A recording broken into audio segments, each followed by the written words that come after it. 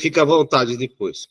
Olá, boa noite a todos. Estamos aí no 56º Encontro dos Médicos Poetas com o professor Pedro Serra, sobre francês, prática e cultura. Seja com a palavra, professor Pedro. Fica à vontade. Muito obrigado.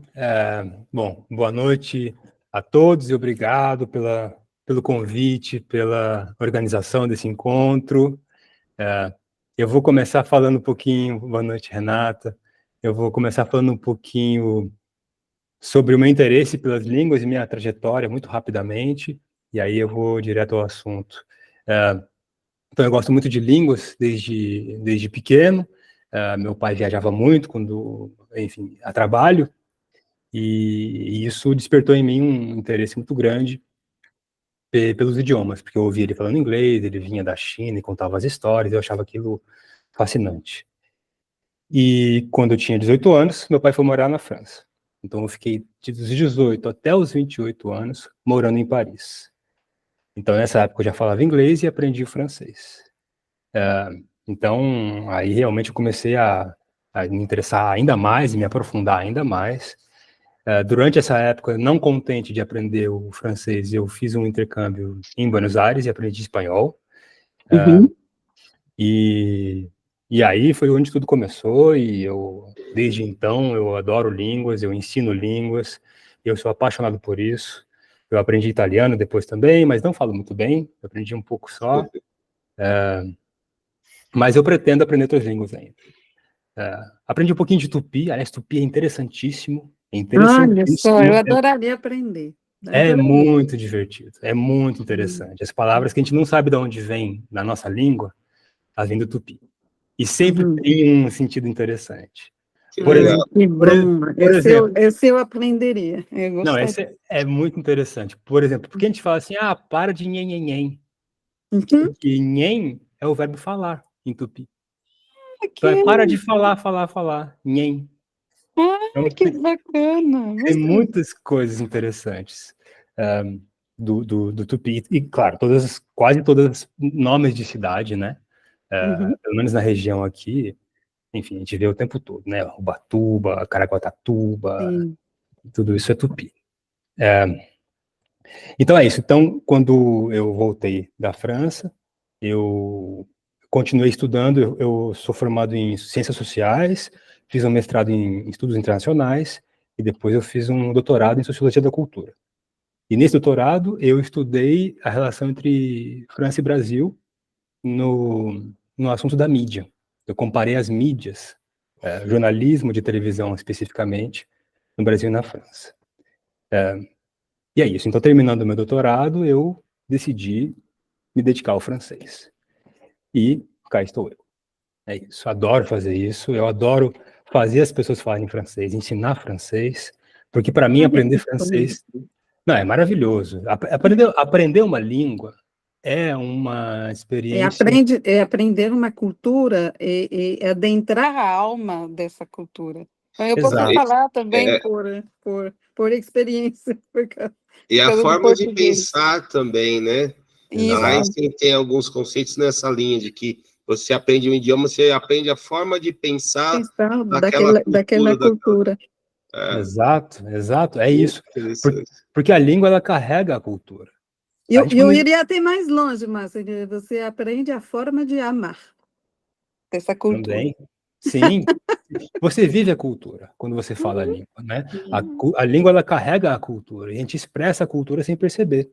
E quando a gente fala só a nossa língua, a gente não percebe quais são todas essas riquezas que a gente tem, porque a gente não consegue ter essa perspectiva de saber que tem outra maneira de falar aquilo, de ter outra maneira de enxergar aquilo, de colocar aquilo em palavras, né? E quando a gente aprende outra língua, você adquire essa perspectiva, né? E é super interessante isso, porque você começa a enxergar a sua própria língua também. Porque quando você fala só uma língua, você não enxerga ela, porque ela é tudo. Não tem como você ver alguma coisa sem saber o que é o outro, né? Então isso isso é maravilhoso. É total isso. O que você está falando tem tanto a ver para mim. É muito interessante. Então, assim, línguas para mim é uma forma de investir em si, é uma forma de se enriquecer, é uma forma de se engrandecer, né? E, então, pegando esse gancho, eu quero dar um exemplo muito bom disso, de como as línguas elas carregam a cultura. Pensem numa coisa. Em língua francesa, a gente não tem um termo para dizer tios. Porque em português a gente fala tios, mas a gente está dizendo tio e tia. Estou na casa dos meus tios. Os tios formam uma unidade, é uma entidade, os dois. Em francês tem tio, tem tia, mas não tem tios. Então, quando você está na casa dos seus tios, você fala, estou na casa do meu tio e da minha tia. Ou Você tem irmãos. É a mesma coisa, irmãos. Não tem a palavra irmãos. Quando você pergunta para alguém em francês se ele tem irmãos, você pergunta, você tem irmãos e irmãs? Você não vai ter uma palavra para poder falar Não esse tem. conceito em conjunto. Não tem. Não tem. Não existe. E isso mostra como, na nossa língua, a família é uma coisa muito forte. A família tem um peso cultural enorme na língua portuguesa, no Brasil, na nossa cultura, enfim, não só na nossa, claro. Mas essas diferenças são interessantes, né? Eu vou ter que te perguntar. Posso, Máximo? Posso perguntar? Pode. Eu quero que você Claro. me fala sobre a palavra saudade, que não existe em outras línguas. A não ser que você sabe que ela existe em outras línguas, mas até agora...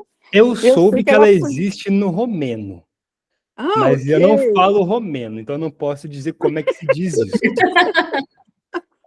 O que existe em francês é nostalgia. Mas não é a mesma coisa. Não é o mesmo sentido que saudade. Mas a maneira de dizer isso em francês é muito bonita, que é a mesma do espanhol, que é a mesma do inglês. Que é você dizer, você me falta. Isso é muito bonito também, é poético. Você me faz falta, você me faz falta. Não, a gente me falta, é verdade. Você me falta. É como se você não está lá, falta uma parte de mim.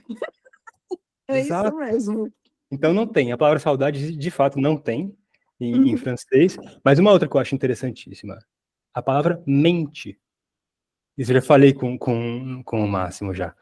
Mente, em francês, se diz esprit, que é espírito. Oui. Não tem diferença. Il n'y a pas de différence, effectivement. Não tem como dizer uma coisa sem dizer a outra. O espírito é a mente. E ponto. E não tem como separar. Então a gente tem, por exemplo, aquele provérbio que a gente diz em inglês, great minds think alike.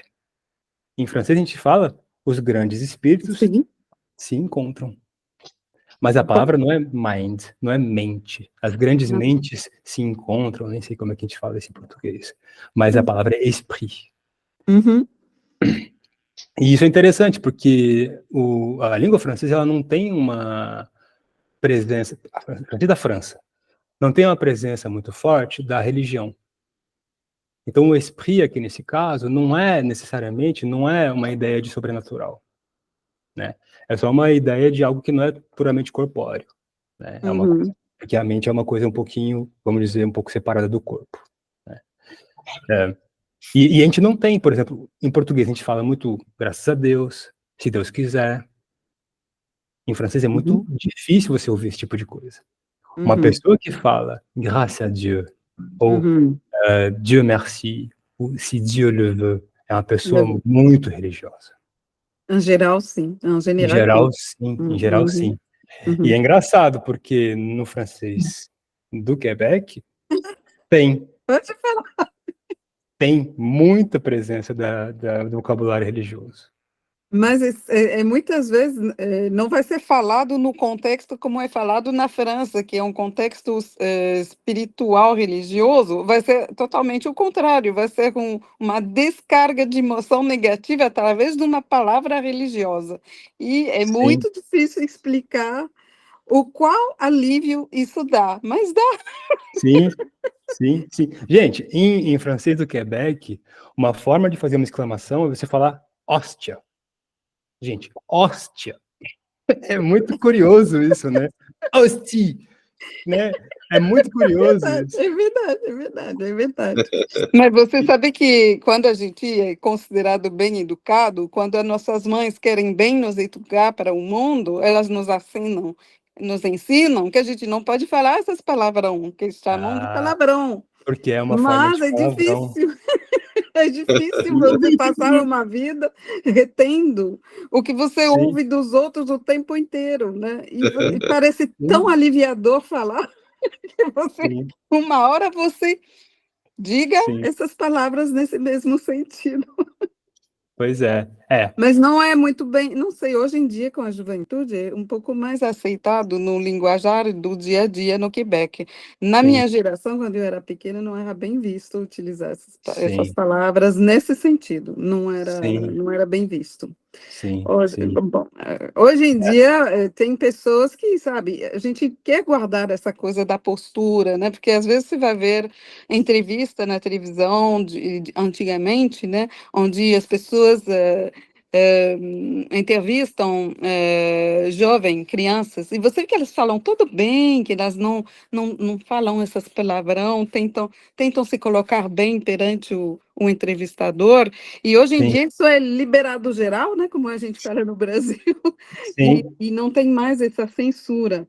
Mas sim. eu que nasci nessa coisa, eu fico às vezes pensando que falta como máximo, falaria um pouco de elegância. Pois é, pois é. Mas essa é uma diferença interessante entre o francês falado no Quebec e na França. E é muito clara essa diferença, muito clara. Porque ninguém fala essas coisas na França. Ninguém, Mas ninguém. você aprendeu o Quebec? Você aprendeu o francês do Quebec? Você teve contato? Eu tive um pouco de contato, eu não aprendi, mas eu tive um Uhum. pouco de contato. E de assistir séries, de conhecer pessoas na França, aí eu tive contato. Mas Sim. eu, para falar a verdade, eu acho difícil. Eu acho bem difícil o francês do Quebec, porque é bem diferente, né? É bem diferente. É o que chamaríamos de argot na França. Você já ouviu falar dessa palavra, argot? Sim, a gíria, né? Claro. É Argot. gíria. A gente falaria que Aham. seria falar um pouquinho l'argot francês. É. Sim, sim, sim. Então, mas eu queria falar então um pouco mais, agora falando de palavras que nós usamos no português e que são palavras que vêm do francês. Vocês já ouviram, por exemplo, a palavra cachecol? Uhum. Tem alguma ideia de onde vem? Cachecol. O Não. verbo cacher é o verbo esconder. O cachecol, o que ele faz é esconder o colarinho. Uhum. Ele Uhum. esconde o col. E O é por isso que a colarinho. gente, exato, e é por isso que a gente fala o cachepot. Cachepot é aquele potinho que a gente usa para esconder o vaso. É um Uhum. esconde-vaso. É um Uhum. cachepot, né? Uhum. Ou os mais conhecidos são, claro, abajur, né? Uhum. Abajur, em francês, na verdade, é a cúpula do abajur, não é a luminária. Uhum. E abajur se diz assim porque é algo que abate o dia, Bom dia. né? Uhum. Porque vem, na verdade, de uma viseira, né? Uhum. O abajur, na origem, era uma viseira, Uhum. e a cúpula do abajur ele tem o mesmo nome. Então, ele abate, ele atenua a luz. É por isso que a gente fala abajur. Uhum. Mas como é só a parte de cima, não é um termo que se usa muito em francês. A gente quase nunca ouve abajur em francês. A gente acha que, abajur, abajur, mas a gente pode passar a vida inteira sem falar abajur. Porque não é Quando está na França, o Quebec, você nem vai usar essa palavra. Você vai falar a não se usa. lâmpada. Exato, la lampe, Não, exato, tu ne vas pas utiliser le exato, mot abat-jour, mas exato. é a palavra correta. É o abat-jour a palavra correta. Porque a lâmpada seria, de Para fato, só cúpula, aquele globo luminoso que está dentro. Mas a sim, gente utiliza lâmpada, né, em francês, que é lampe, para o conjunto da luminária e do abat-jour. sim. E as duas outras palavras que são talvez as mais conhecidas é sutiã, Sim. que significa apoio, né? Uhum. O soutien é literalmente o apoio em francês, e a palavra souvenir, que significa lembrança. Não significa presente. Não. Souvenir é o verbo lembrar em francês, Uhum. né? Souvenir. Quando você fala je me souviens, quer dizer, eu me lembro. É o verbo lembrar, né? Você Recordar. está me ensinando alguma coisa. Você diz que no Brasil, quando a gente usa a palavra souvenir para comprar uma lembrança, na verdade a gente está comprando, a gente utiliza no Brasil no sentido de presente? Muitas vezes a gente associa com a ideia de Ok. presente, né? Sim. A gente associa. Para mim era mesmo É, lembrança. Eu não sim, achava que era mas se a presente. gente pensar, o lugar onde se compra um souvenir na saída de um museu, por exemplo, em Uhum. inglês é um gift shop. Uhum. É uma loja de presentes. Uhum. Mas Mais a en palavra français, em francês é souvenir. Vamos na loja de souvenir, na loja, la boutique des souvenirs. Oui, exato. c'est ce qu'on Então, appelle.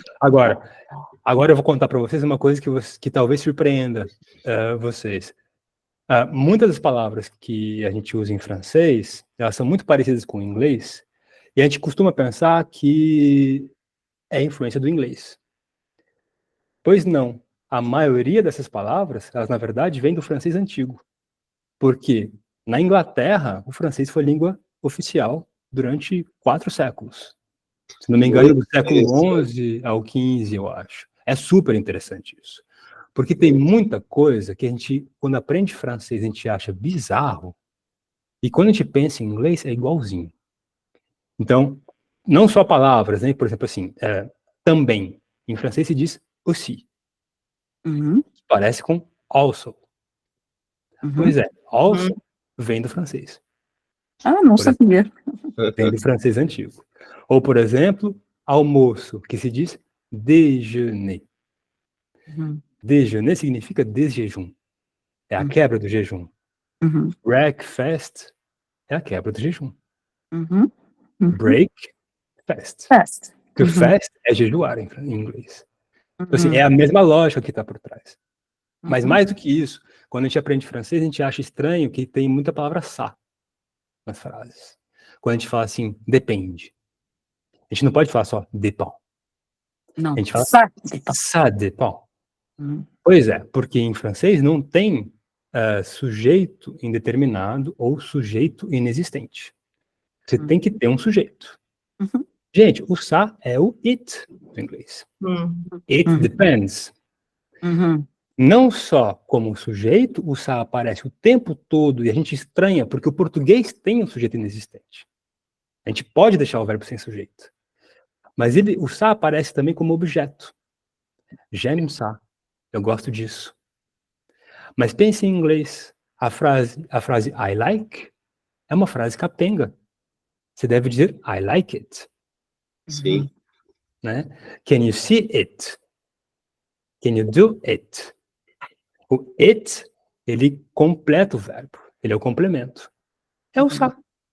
Uhum. É o ça. Ele é literalmente a mesma coisa. Uhum. E então essas coisas são muito interessantes, porque quando você consegue associar as línguas, aprender uma língua não é mais um decoreba. Aprender uma língua é você entender o ordenamento lógico que está por trás daquilo. E você pode usar as línguas que você já conhece para entender isso. E aí fica muito mais fácil memorizar as coisas. Né? Muito mais fácil. Tem uma pergunta. Sim.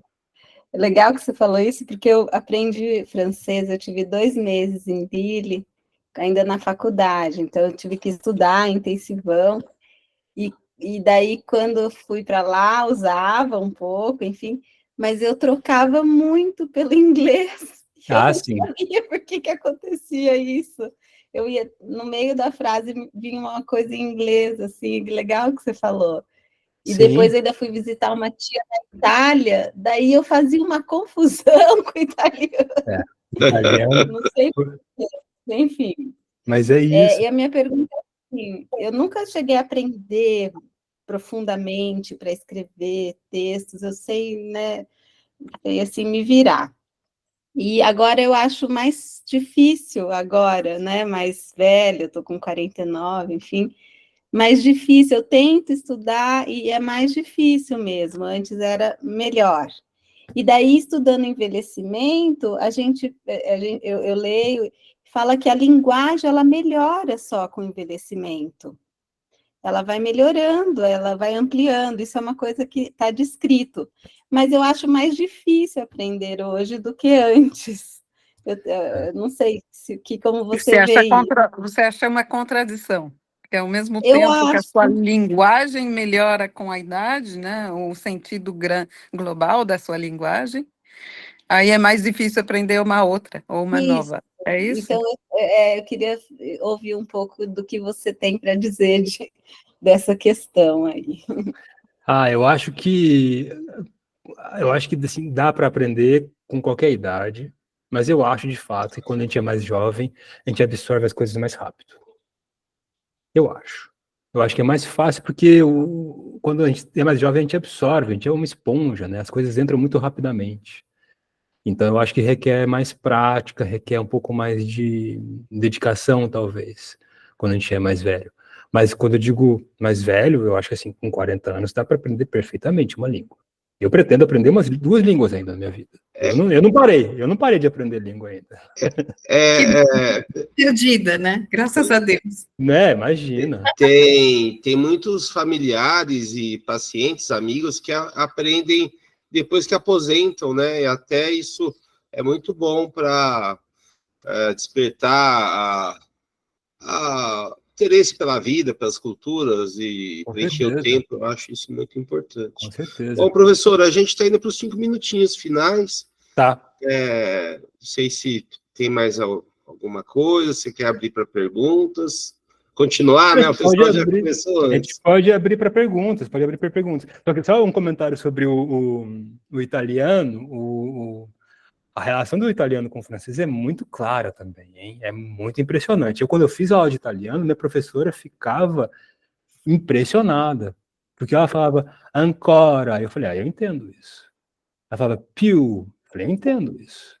Mas você estudou italiano? Eu falei, não, mas francês é igualzinho. E muitas vezes a gente encontra também uma forma mais elaborada do português. Por exemplo, a palavra medo. A palavra medo em francês é peur. Em italiano é paura. Só que paura existe em português. A gente só não usa, mas existe. Então a gente vê o latim, né?